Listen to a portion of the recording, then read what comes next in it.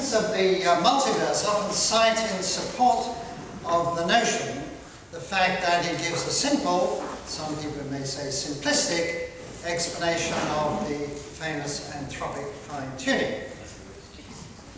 It's absolutely central to make that program work that one takes a particular point of view about the nature of the laws of physics, about the ontology of the laws of physics, which is, in effect, a Platonic view. Remember that Plato discussed the nature of mathematics as a realm which is somehow real, it's out there somewhere, but not in physical space and time. And when it comes to theoretical physics, most scientists are Platonists, that is, that they assume that the laws of physics are mathematical relationships which really exist. Max is the archetype, I suppose, of that. So they're out there. And this notion is central to the whole multiverse idea, because the feeling is that, and Max may disagree with this point, that when it, well, at least when it comes to our universe, it's described by a subset of mathematics. So we can imagine a fantastic warehouse of mathematical objects and relationships, and somehow Mother Nature has plucked out a subset from this warehouse and imprinted it on the universe we see. But of course, if there are other universes in this multiverse, it may be another subset. And in Max's view, there are enough universes to exhaust that entire warehouse of mathematical entities. So this is following, I suppose, in Max's case, it's the ultimate realization, or reductio ad absurdum, if that is your view, of the traditional notion of the laws of physics, which really goes back to Newton, as I shall describe in a moment. In addition to assuming that there are really existing laws distributed among the universes, you have to assume that there is a universe-generating mechanism which is going to comply with some sort of meta-law.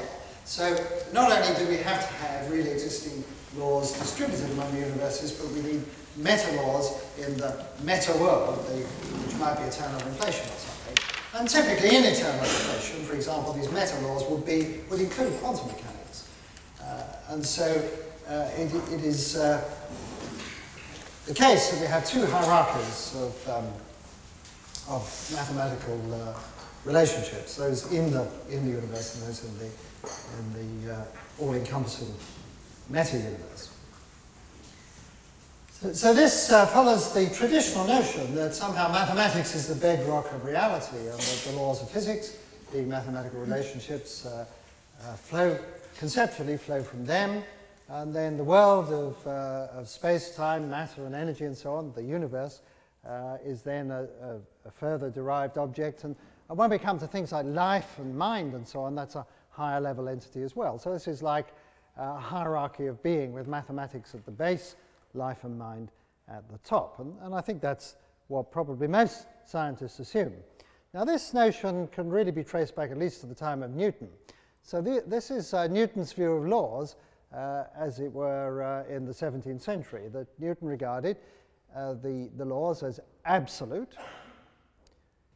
They weren't negotiable. They're universal, same everywhere.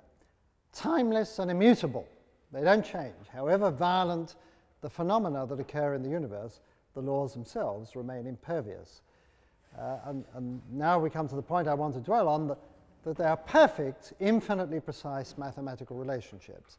They're not supposed to be approximate relationships, they're supposed to be infinitely precise. He developed the calculus for precisely the notion of explicating that infinite precision. We have to make use of infinitesimals and infinities in order to take the laws seriously as perfect relationships. And that the laws themselves are independent of the states of the world. And this is a really important point. This is an asymmetry which is fundamental to physics as we know it. That the laws themselves are eternal and immutable. They do not change as a result of the change of the physical state. So there's this asymmetry between the world and the laws. This worldview this Newtonian worldview reached its pinnacle with the famous statement of Pierre Laplace that if a demon knew all of the positions and motions of all of the particles in the universe at one time, then this demon would be able to predict the future and retrodict the past to an infinite level of precision. And what I want to dwell on is that famous part of the phrase there, if this intellect were vast enough to submit the data to analysis. So it's making an assumption that there is no limit to the demon's computational prowess. These ideas were formulated at the time when the general view was that the universe is eternally old.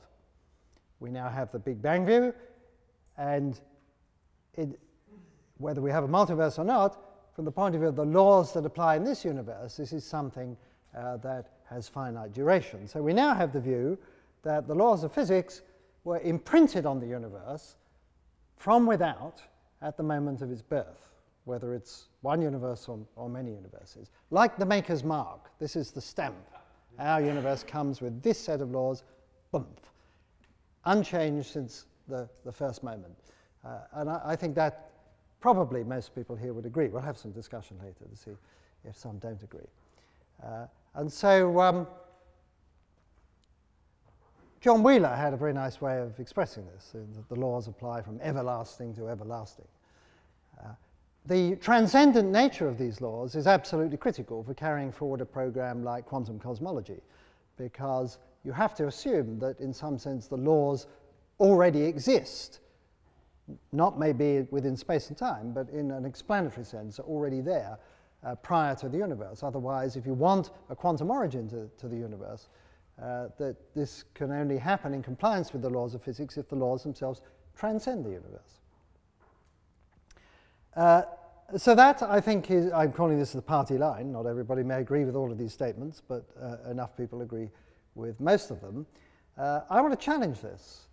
I want to say that after 300 or 400 years of this assumption that that is the way the laws of physics are, that maybe the time has come to question whether it is in fact the case. And so my central claim is that the concept of an externally imposed set of infinitely precise, transcendent, immutable, time-symmetric mathematical relationships, try and say all that lot after a glass of beer, that is the laws of physics, together with their attendant mathematical entities, such as real numbers, is an idealization with no justification in science. It's a belief. It's a belief some people have, but it has no actual justification. We cannot prove it. We could not prove the existence of real numbers, for example. So it's an act of faith that is a hangover from European medieval theology and Platonic philosophy. The Platonism I've indicated. The theology should be obvious to everybody. The asymmetry between the laws and the states of the world is a direct reflection of the asymmetry between creature and creator. So the question is, if we were to throw this lot out and replace it with something else, what would it be like? Now, I'm certainly not the first person to advocate this. The most famous was, in fact, John Wheeler. His invocation of it from bit is based on the notion that the fundamental entities of the universe are informational bits, and that we understand the world through yes-no acts of interrogation when we investigate nature. And the laws themselves are simply idealizations derived from connecting together all those yes-no bits of information. So how did he come to that point of view? Well, in a sense, because the laws of physics are themselves mathematical statements, and information, mathematical statements are a form of information, the coupling between the bottom and the top seems a rather natural one.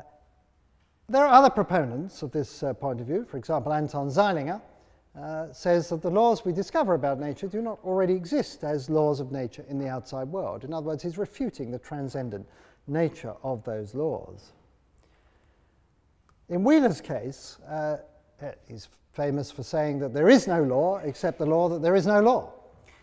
So he wanted to, his point of view was that everything would come out of higgledy-piggledy, was the way he put it. He wanted to have a universe which emerged along with its laws, and as the universe settled down, so the laws would settle down. And that was a program that he began. He never really completed that, but it exercised an influence, I think, on a lot of scientists, particularly those working in information science.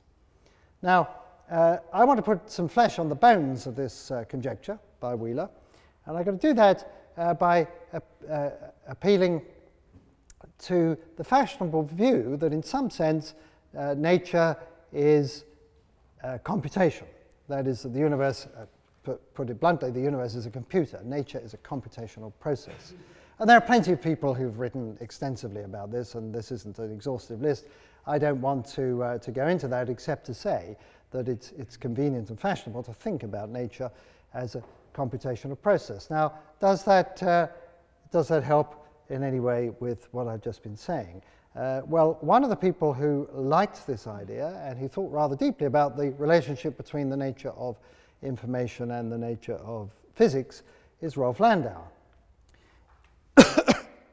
And here's a quote of his. His key point was that information is always physical. Information isn't some abstract thing floating around. It's always instantiated in physical objects. And this led him to conclude, having dwelt upon Wheeler's no law except the law that there is no law, in an essay addressing that issue and everything coming out of higgledy-piggledy, wrote that the calculated process, just like the measurement process, is subject to some limitations. A sensible theory of physics must respect these limitations and should not, this is the key point, should not invoke calculated routines that cannot in fact be carried out. So his point of view was, by all means, have a mathematical description of the universe, but don't invoke any mathematics that could not, even in principle, be implemented in the real universe with its finite size, finite age, and finite resources. Amen. So we get here a self-consistent loop. That is, to use a Wheelerism, the laws tell nature how to compute, computation tells nature how to legislate. And so we've maybe restored something of the symmetry between the laws and the physical states. Now, everything I'm saying is irrelevant if the universe has unlimited computational power. But many people have come to recognize, Seth Lloyd perhaps most recently, that the universe is limited in its computational power in the sense of the total number of bits it can contain and the total number of bit flips that can have occurred since the Big Bang. And it's this familiar number, 10 to the 122. It's also, incidentally, a time-dependent number, of smaller in the past. And you would arrive at the same number if you took a holographic view and say that, that holography limits the total number of bits that are available in the universe. So I won't bother to go over Lloyd's construction. I think it's for those people here who are familiar with it, it would be a waste of time. And for those who are unfamiliar with it, I don't have time to go into the specifics.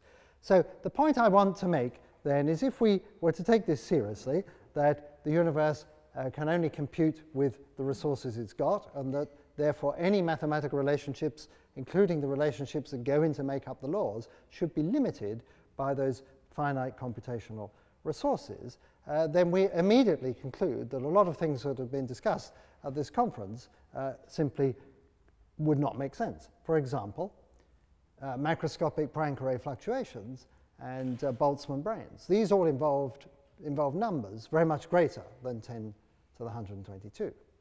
10 to the 122 is a big number, incidentally. I know we're used to dealing with very big numbers. 10 to the 122 is okay for engineers and almost everyday purposes. We wouldn't notice a failure in the law of conservation of electric charge of 1 part in 10 to the 122. So for most purposes, it doesn't matter. But where we see exponentiation in nature, then alarm bells ring. That's one place we see exponentiation. It means that if we put a cutoff at 10 to the 182, we simply cannot make sense of ideas like that. I want to show you another couple of examples. There's one that you get that's fairly cheap, and I think probably too cheap to be taken seriously, that if you assume, another place you get big numbers is in quantum field theory.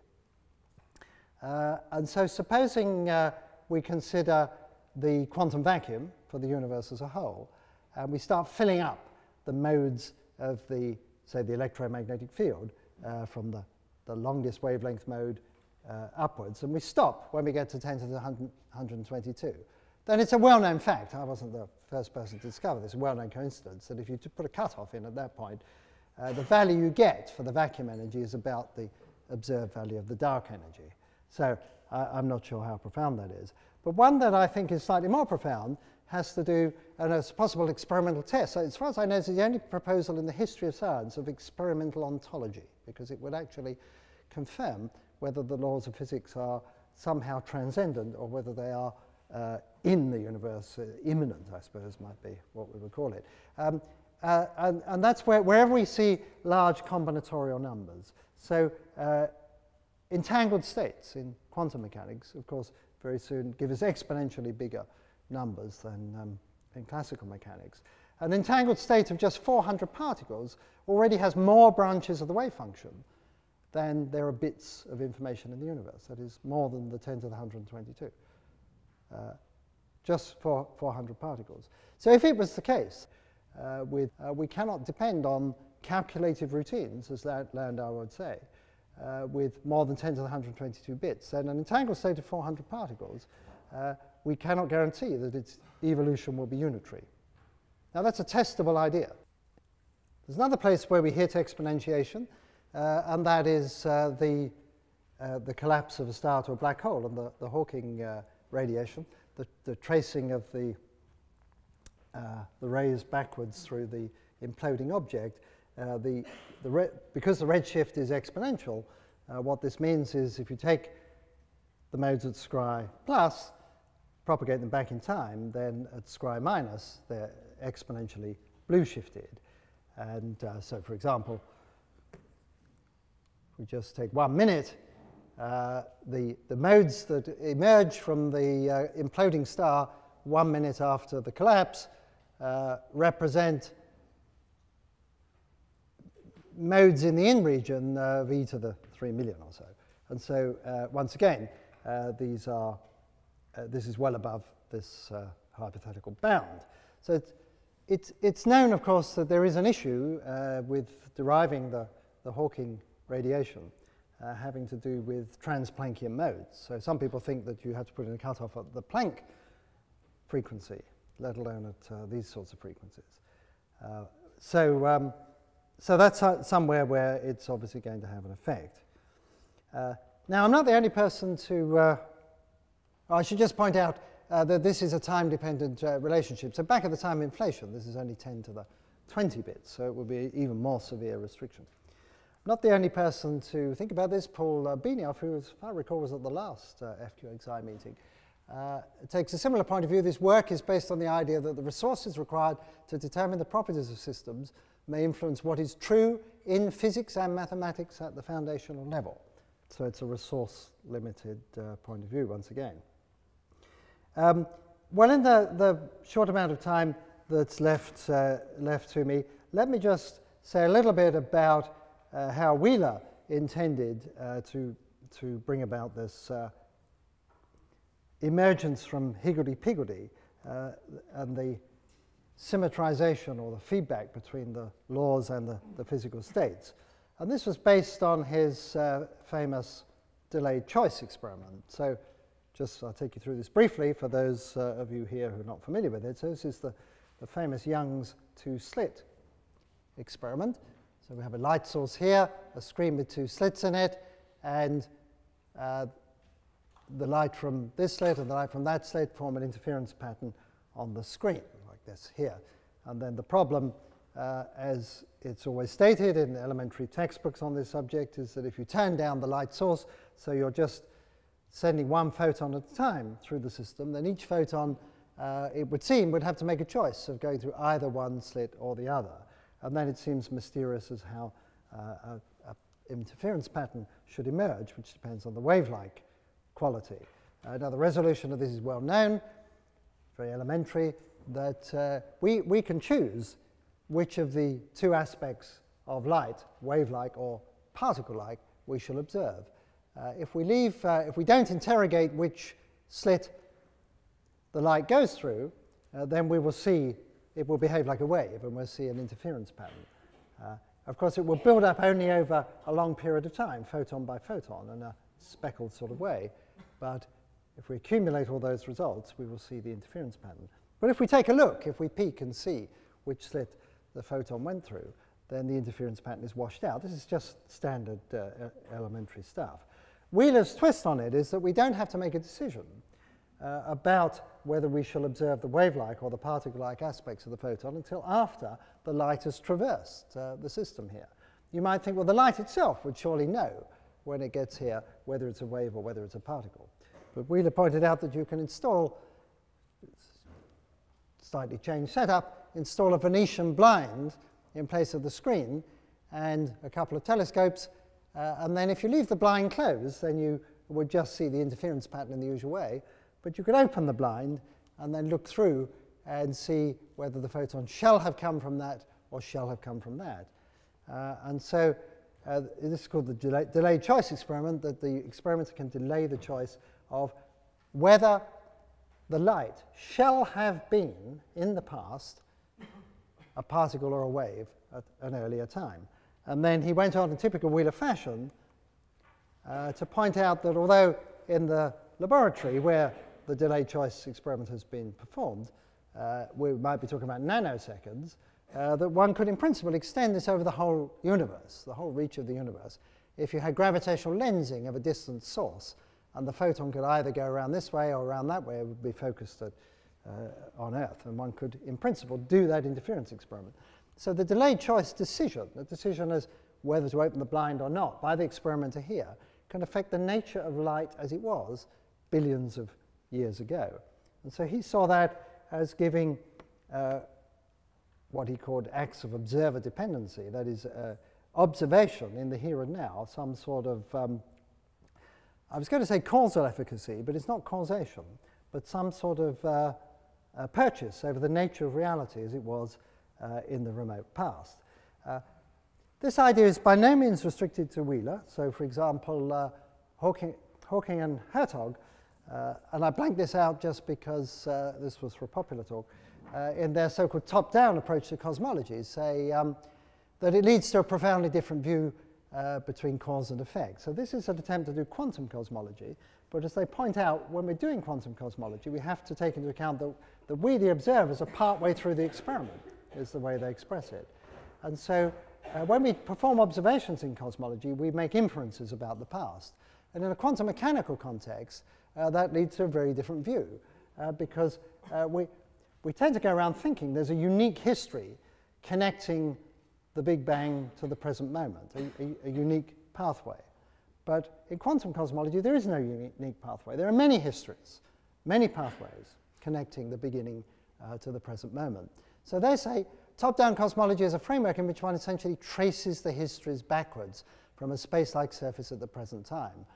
The no-boundary histories of the universe thus depend on what is being observed, contrary to the usual idea that the universe has unique observer-independent history. This doesn't mean that our observations create the universe in the past. What it means is that when our observations are limited, they're consistent with a very large number of histories in the past, a very large number of branches of the wave function, if you like.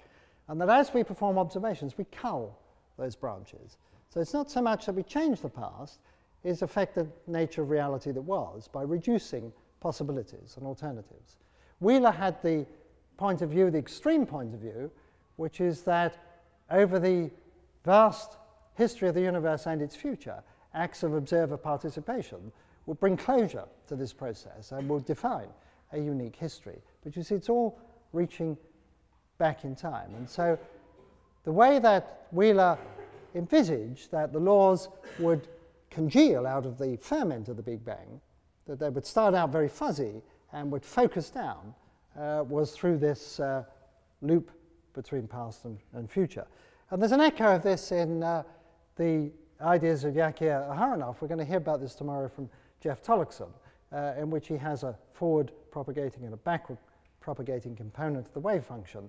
And so it offers possibly another framework for getting a handle on these ideas. So this, what I've been telling you about, is what Wheeler would have said is not so much an idea as an idea for an idea, It's just a challenge that the Platonic view of the nature of physical laws is one that not everybody need share, and it's one that we have to accept as an act of faith because we cannot prove it, and that if we were to relinquish it and adopt a point of view in which the nature of physical law is restricted by the real resources of the real universe, then there are certainly instances where we would get very different predictions, very different results. And so this is just a matter of saying that we're used to the matter being fuzzy, the world around us has quantum uncertainty in the matter, and that it's merely a matter of extending some sort of uncertainty, maybe not quantum uncertainty, but some post-quantum mechanics, to the laws as well, and that some future unified theory would incorporate both matter and laws in that more symmetric way. So there's complete abandonment of the 350 years of Newtonian view of the laws of nature. And so I started with a gloomy slide. I'm just going to finish with a more uplifting slide, and that's probably a good time to conclude the presentations for the day. And I think we'll take some questions and then we'll have a panel discussion.